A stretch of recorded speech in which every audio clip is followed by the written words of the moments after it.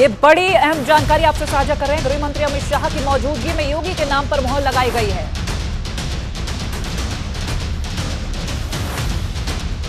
थोड़ी देर में सरकार बनाने का दावा पेश कर सकते हैं सीएम का दावा। और बता दें, राज्यपाल से मिलकर सरकार बनाने का दावा पेश करेंगे योगी आदित्यनाथ। तो दूसरी बार सीएम पद को संभालने जा रहे हैं योगी आदित्यनाथ। सुरेश खन्ना ने योगी के नाम का प्रस्ताव रखा है। तो विधायक दल के नेता चुने गए हैं योगी आदित्यनाथ। शपथ 2.0 को लेकर हम चर्चा कर रहे हैं, लेकिन इस बीच ये बड़ी खबर, गृह मंत्री अमित शाह की मौजूदगी में योगी के नाम पर मुहर लगाई गई है। विधायक दल के नेता चुने गए हैं योगी आदित्यनाथ और थोड़ी देर में सरकार बनाने का दावा भी पेश करेंगे योगी। राज्यपाल से मिलकर सरकार बनाने का दावा पेश करने जा रहे हैं। विधानसभा चुनाव 2022 के परिणाम 10 मार्च को घोषित और आज विधायक दल के नेता चुने गए हैं योगी आदित्यनाथ। सुरेश खन्ना ने भी योगी के नाम का प्रस्ताव रखा। सीधा रुख करेंगे बीजेपी प्रवक्ता रमाकांत मिश्र जी का। रमाकांत मिश्र जी, ये लीजिए, एक और बड़ी खबर ये बीच में आ गई है कि योगी आदित्यनाथ के नाम पर मुहर लग गई है। गृह मंत्री अमित शाह के मौजूदगी में विधायक दल के नेता चुने गए हैं योगी आदित्यनाथ।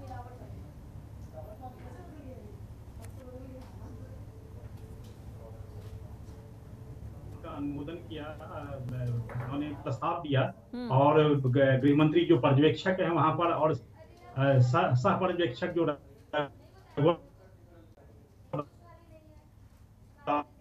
जी हैं उनके समक्ष में, उनके सामने में उनको विधायक दल का नेता रहेगा, तो निश्चित तौर पर हम देखेंगे।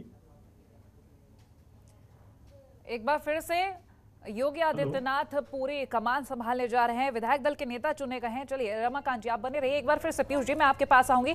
ये खबर सामने आ गई कि योगी आदित्यनाथ के नाम पर मुहर लगी। सुरेश खन्ना ने भी योगी के नाम का प्रस्ताव रखा है। फिलहाल अब एक बार फिर से वही नीतियां दिखेंगी और हो सकता है ज्यादा सख्तियां भी देखने को मिले। देखिए, बिल्कुल ये तो देखिए तय था कि योगी जी, क्योंकि योगी जी के नाम पे ही चुनाव हुआ था, वही चेहरा रहेंगे। और हालांकि देखिए, जिस तरह से 12 क्या 13 दिन हो गए, समझ 10 तारीख को रिजल्ट आया था और आज जो है कि 24 तारीख है, तो 13 से दिन जो है निकल गए सिर्फ ये तय करने में कि कैबिनेट कैसा होगा और डिप्टी सीएम कौन होगा। सबसे बड़ा पेज यहाँ फंसा था। योगी जी का तो तय था कि हाँ वही होंगे।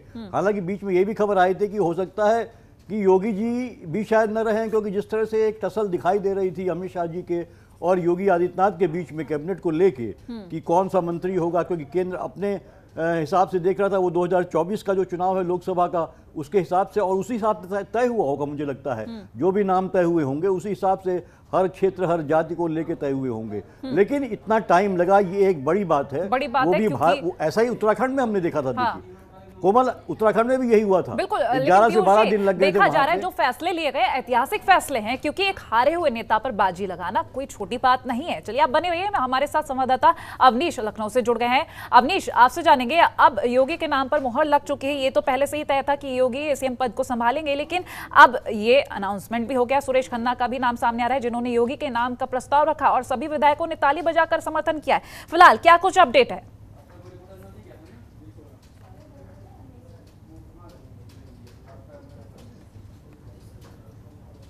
अवनीश, मेरी आवाज मिल रही है आपको?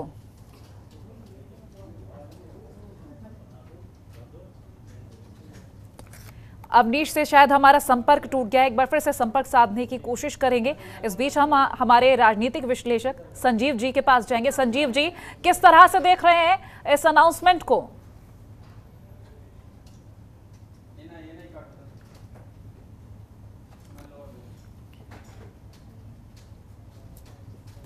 और संजीव जी से हम जवाब लेंगे, लेकिन ये सीधी तस्वीर इस बीच हम आपको दिखा दे रहे हैं। गृह मंत्री अमित शाह मौजूद है वहां पर और योगी आदित्यनाथ के नाम पर मुहर लग गई है। उनकी मौजूदगी में योगी आदित्यनाथ के नाम पर मुहर लगी है। फिलहाल सभी बड़े नेता मौजूद हैं यहाँ पर। देखिए कोमल, एक बात है कि कोई इस तरह की जो बात कही जा रही है कि मोहर लग गई या ये, देखिए ये तो तय था, यहाँ पे कोई और कंटेंडर नहीं था। इसलिए जो है कि ये तय था कि योगी जी ही होंगे और उन्हीं का नाम इसमें अनाउंस किया गया होगा और सबने समर्थन किया होगा। तो इसमें ऐसा कोई नहीं है कि मुझे लगता है कि उनके खिलाफ भी कोई खड़ा था या जो था, ये एक फॉर्मेलिटी होती है जिसकी बात कही जाती है। तो वो तो ये पता ही था कि चुनाव भी उनके नाम पे, चेहरे पे हुआ था और बनना भी उन्हीं को था। ये डिस्प्यूट हो रहा था डिप्टी सीएम कितने होंगे, कौन कौन होगा, क्या केशव प्रसाद मौर्य बनेंगे या नहीं बनेंगे, और यही जिज्ञासा अभी भी है। अभी भी ये पत्ता खुलेगा, आप कल खुलेगा जब वोट टेकिंग होगी, तो उस समय जो है। क्या लग रहा है आपके अनुसार, क्योंकि केशव प्रसाद मौर्य का भी नाम इस रेस में सामने है?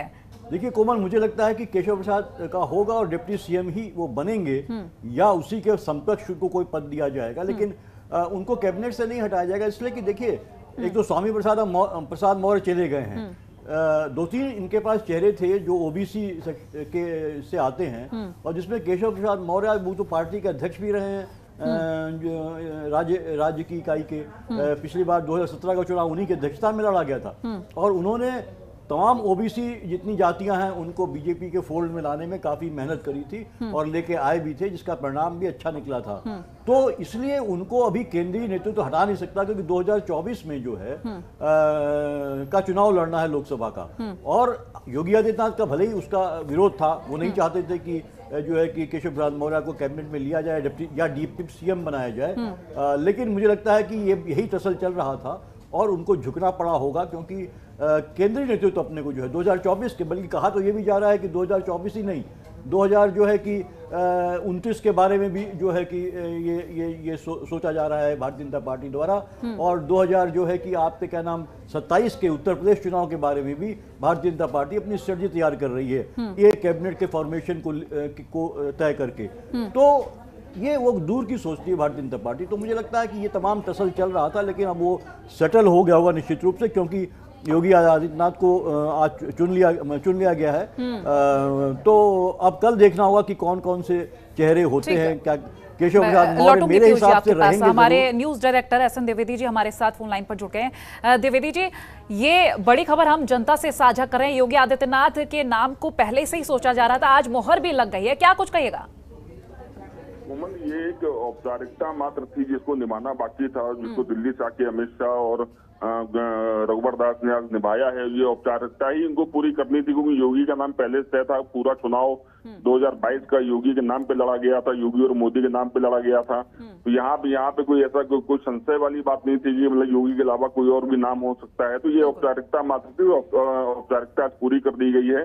इसके साथ ही साथ देखिए कोमल, बड़ा समझना जरूरी है, जिस तरह से बीजेपी का जो नेतृत्व है वो युवाओं को आगे बढ़ा रहा है। वो चाहे धामी को फिर से रिपीट किया गया हो, वहां पे उत्तराखंड में हारने के बाद भी उनको एक फिर से मुख्यमंत्री की कुर्सी सौंपी गई है। यहाँ पे योगी है, ये सारे युवा नेता हैं जिनको कि इसके साथ आप गोवा में देखेंगे प्रमोद सावंत युवा नेता हैं। हाँ। जो सेकंड लाइन एक बीजेपी तैयार कर रही है, वो अपने युवा नेताओं की एक सेकंड लाइन तैयार कर रही है बीजेपी। तो ये औपचारिकता मात्र थी जिसको कि अभी योगी जी को चुन के पूरा कर दिया गया है। और अब से थोड़ी देर बाद योगी जाएंगे और राजभवन जाके अपना सरकार बनाने का दावा पेश करेंगे, और कल फिर इसके बाद वहां पे सरकार गठन की जो प्रक्रिया है, जो औपचारिकता है, शपथ है, वो ले ली जाएगी। और साथ ही हम संभावित टीम की भी बात करेंगे, योगी 2.0 की, क्योंकि जिस तरह से आपने कहा कि उत्तराखंड में पुष्कर सिंह धामी को मुख्यमंत्री बनाया गया, एक हारे हुए मंत्री या नेता को जब मौका दिया जाता है तो वाकई में काबिले तारीफ है कि भरोसा जताया जा रहा है। यहाँ पर अगर हम डिप्टी सीएम के नामों को लेकर बात करें, इस रेस की बात करें, क्या लग रहा है आपको?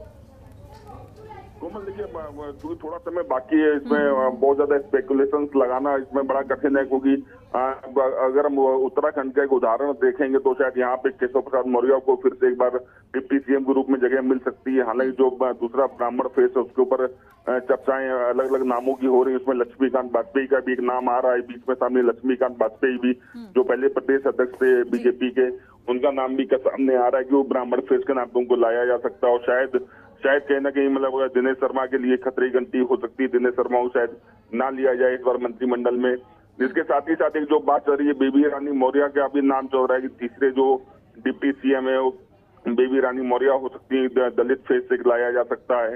जो मायावती का छिटका हुआ वोट बैंक है उसको भी अपनी तरफ लाने के लिए, तो वो भी बहुत सारे नाम है। लेकिन ये तो माना जा रहा है कि अगर धामी को वहां पे रिपीट किया गया है तो शायद केशव प्रसाद मौर्य यहाँ भी रिपीट हो सकते हैं। बिल्कुल। द्विवेदी जी, एक और सवाल, क्योंकि जिस तरह से लगातार हम इस लिस्ट को, जो संभावित लिस्ट है, उसको अगर हम देखें तो ये कहा जा रहा है कि चुन चुन के नग रखे जा रहे हैं, हालांकि ज्यादा बदलाव नहीं देखा जाएगा। अगर इस रिपीटेशन को लेकर हम जानकारी लेने की कोशिश करें, कैसे समझ सकते हैं? मैं से बताऊं कोमल, बहुत ज्यादा बदलाव की उम्मीद नहीं है, क्योंकि जो योगी का जो मंत्रिमंडल था उसमें युवा और दोनों का बड़ा ही अद्भुत संगम था, और इस बार भी हमको वही सब देखने को मिलेगा। शायद युवा चेहरे कुछ ज्यादा इसमें लिए जा सकते हैं, क्योंकि युवाओं को जिस तरह से बीजेपी आगे बढ़ा रही है और आगे वो 2024 का लोकसभा चुनाव है, तो मेरे ख्याल से जाति संतुलन, जो जाति समीकरण है, उसका भी बहुत ज्यादा ध्यान में रखा जाएगा। जिस तरह पिछड़े हैं और अति पिछड़े हैं और दलित हैं, उनको अच्छा खासा एक यहाँ पे एक हिस्सा मिल सकता है मंत्रिमंडल में, क्योंकि 2024 के चुनाव पुरानी कहावत है कोमल की, दिल्ली का रास्ता यूपी से होकर जाता है। इसके पहले भी 2014 हो या 2019 हो, यूपी ने सबसे सीटें जिताकर बीजेपी को दिल्ली का रास्ता दिखाया है। तो बिल्कुल 2024 के मद्देनजर ये बिल्कुल आप इसको तय समझिए कि जो जातीय समीकरण है उनका पूरा ध्यान इसमें रखा जाएगा। चलिए, बहुत शुक्रिया द्विवेदी जी ये हमारे साथ जुड़ने के लिए और ये खास तथ्य साझा करने के लिए। लखनऊ से अवनीश हमारे साथ लाइव जुड़ गए हैं, ताजा स्थिति जानेंगे, क्या कुछ अपडेट है अवनीश?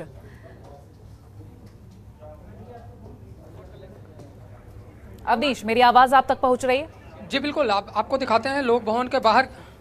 जी बिल्कुल, आपको दिखाते हैं लोक भवन के सभागार की ये तस्वीर है, और यहाँ पर गृह मंत्री अमित शाह यहाँ पर मौजूद हैं, उनके साथ मुख्यमंत्री योगी आदित्यनाथ, और उनको विधायक दल का नेता चुना गया योगी आदित्यनाथ को, और 25 मार्च को एक बार फिर वह शपथ लेने वाले हैं। और इसी के साथ जो पूरी जो प्रक्रिया है वो प्रक्रिया शुरू हो चुकी है, और थोड़ी ही देर में मुख्यमंत्री योगी आदित्यनाथ यहाँ से राजभवन जाएंगे। राजभवन में वह राज्यपाल आनंदीबेन पटेल को यहाँ, चलिए मैं आपके पास लौटूं। खबरों के निष्पक्ष विश्लेषण के लिए सब्सक्राइब करें Jantantra TV and press the bell icon. Never miss any update.